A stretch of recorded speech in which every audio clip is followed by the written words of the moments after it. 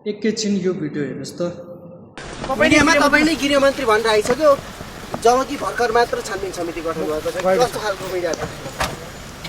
अब ट्रायल गर्छ मिडियाले पनि के गर्ने त तपाई पनि मिडिया हैन हामी पनि मिडिया तर हामी त गरिन्न त्यस्तो गर्न भेरी गुड कस्तो प्रतिक्रिया दिनु त तपाई 15 दिनपछि तपाई फिक्स भनेर आएको समाचारहरु बाहिर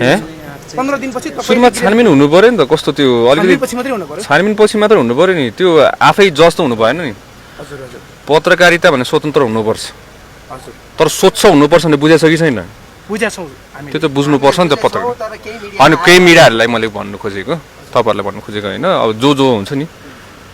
स्वतन्त्रताको नाममा चाहिँ त्यो अराजकता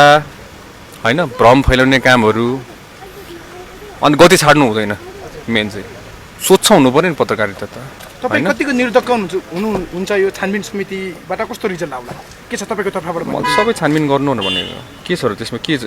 गर्नुपर्ने म त सर्वसाधारण हो नि त यो भन्दा अगाडि त कुनै सार्वजनिक पदमा बसेको छैन अहिलेसम्म हो हो कहीँबाट राज्यको पैसा लिएको छैन हामीले बरु राज्यलाई दिएका छौँ हामीले विपद व्यवस्थापनमा विपद हुँदाखेरि हामीले दिएको छौँ कतिपयको चाहना के छ भने जनताको